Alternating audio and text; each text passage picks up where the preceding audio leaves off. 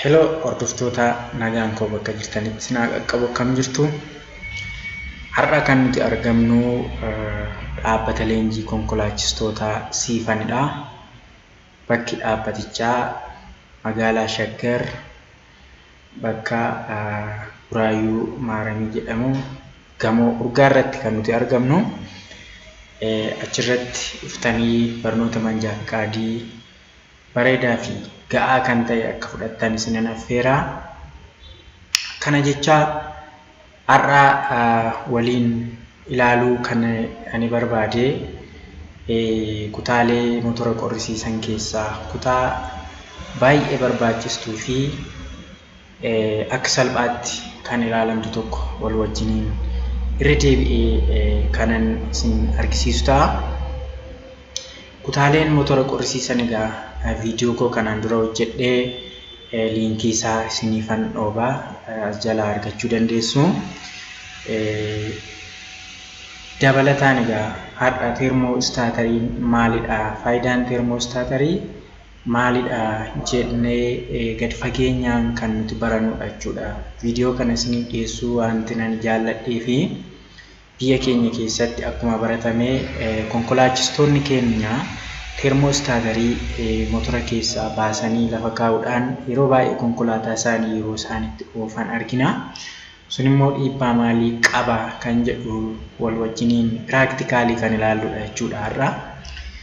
Sana booddee immoo maal gochuu qabna ree akkamitti teermoostaatarii kana motora keenya keessatti fayyadamuu qabna isa jedhu wal wajjiniin kan ilaallu ta'a jechuudha.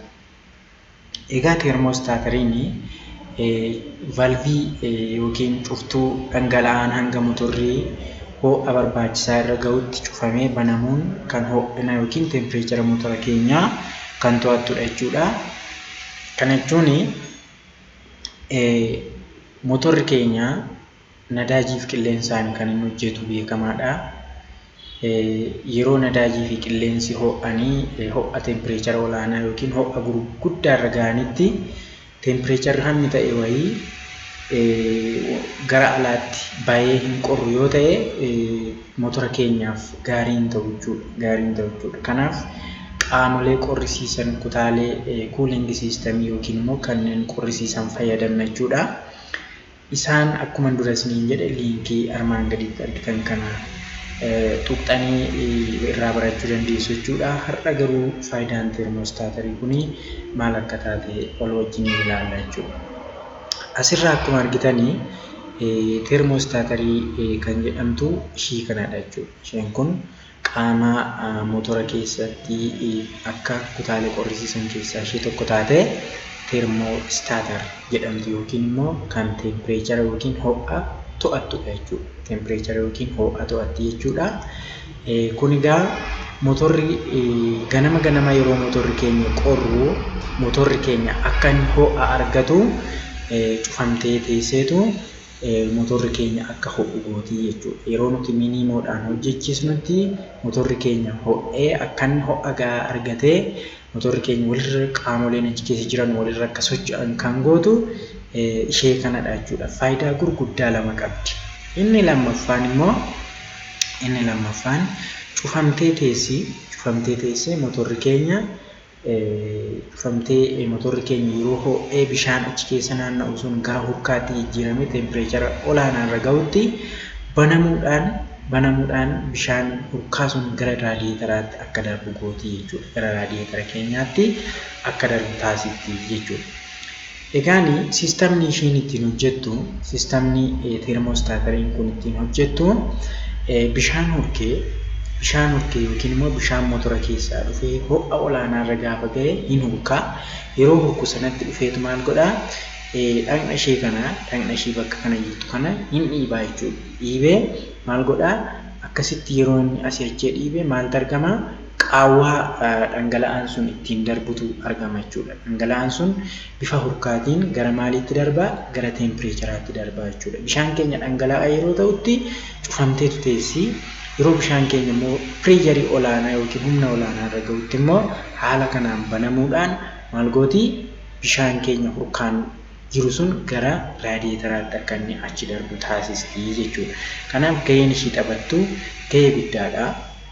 Tokkoffaa motorri keenya akka ho'u gooti. Yeroo motorri keenya ho'a hamma ta'e argachuu barbaachisutti cufamtee teessi haala kanaan jechuudha. Yeroo motorri keenya humnaa ol ta'e immoo akka nama isinitti argisiisan haala kanaan banamuudhaan bishaan harkaan jiru sun gara raadiyeetaraatti akka darbu gooti jechuudha. Kanaaf ga'een raadiyeetaraa baay'ee guddaadha jechuudha. Kanaaf keessaa baastanii hin gatinaa. Motora keenya keessaa maaliif motorri keenya yeroo baay'ee ho'aa jennee yoo ilaalle motorri keenya yeroo baay'ee cooling system yookiin dhangala'aan nuti motora keenya keessatti fayyadamnu sun ho'a humnaa ol ho'ee yeroo inni itti motora keenya ho'isutu jira jechuudha. Sun maaliif isinitti fakkaata? Yoo teermoostaatariin kun ligidaa'e yookiin immoo korroojin inni jedhamu sun dhaqna teermoostaatarii kanatti dhaqee aarri wanti garaagaraa asirratti hin qabata jechuudha. Dhaqee maal ta'a kuni hin zaagaa, hin ligidaa'a. Ishiin amma isinitti argisiise kun maal ta'uu diddi ol deebi'uu diddi jechuudha. Bishaan sanaan yookiin immoo burqa sanaan ishiin kun yeroo ishiin itti socho'uu diddee asumatti dhaabattee haftu maal ta'a jechuudha. Motorri keenya akka inni ho'a humnaa ol ho'u ta'a jechuudha. Motorri keenya akka humnaa ol ho'u ta'a jechuudha.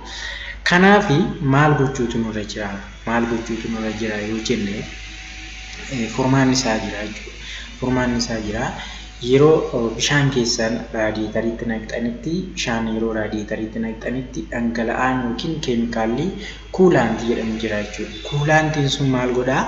Dhaqna teermoostaatarii kanarraa ligidaa'ina dhiquudhaan qulqulleessa jechuudha. Qulqulleessee akka xuliin asitti qabatee yookiin immoo aarri garaagaraa asitti qabatee teermoostaatariin keenya ligidaa'inaaf akka inni karaa hin taane kan irraa dhiqu kuulaantiidha jechuudha. Kuulaantiin suni kana fakkaata. Kuulaantiin ani isiniin jedhu kuni kuulaantiin ni jira. Asirraa yoo dubbistan maal jedhaa? Raadiyeetar kuulaantiidha jechuudha. Raadiyeetar kuulaantii jedha bakka kanarraa dubbisaatii raadiyeetar kuulaantii yookiin immoo kuulaantiin kun egaa raadiyeetaratti yeroo bishaan naqnu itti naquudhaan raadiyeetara keenya wajjin bishaan keenya wajjiniin akka namu gochuu qabna jechuudha. Kanaaf dhangala'aan kun yookiin immoo anti korroojiniin kun maal godhaa? Teermoostaatara keenya bichaa osoo hin taane raadiyeetara irraas akkasuma ujummoowwan garaagaraa irraa ligidaa'ina kana hin dhiqaa jechuudha. Hin dhiqaa jechuudha. Akkasidha. Kanaaf namoonni keenya dhaagaa akkas fakkaata. Kanaaf teermoostaatariin kun egaa akka salphaatti ilaalina keessaa baastanii hin gatina. Yoo keessaa baastanii gattan immoo yookiin immoo keessaa baastanii ishee kana teermoostaatarii kana yoo mana keessanii tokko konkolaataan keessan ganama ka'uu dida jechuudha. Ka'uyyuu maal ta'a? Humna dhaba jechuudha. Ho'ina hin argatu waan ta'eef konkolaataan keessan humna dhaba, yeroo baay'ee hin ho'a. Yeroo qorratti immoo ka'uu dida jechuudha. Yeroo qorratti ka'uu dida jechuudha. Kanaaf isaan kun gahee teermoostaatariitii jechuudha. Kanaaf namoonni keenya irraa kana fakkaata. Yeroo itti aanu namoonni deebinutti nagaadhaan.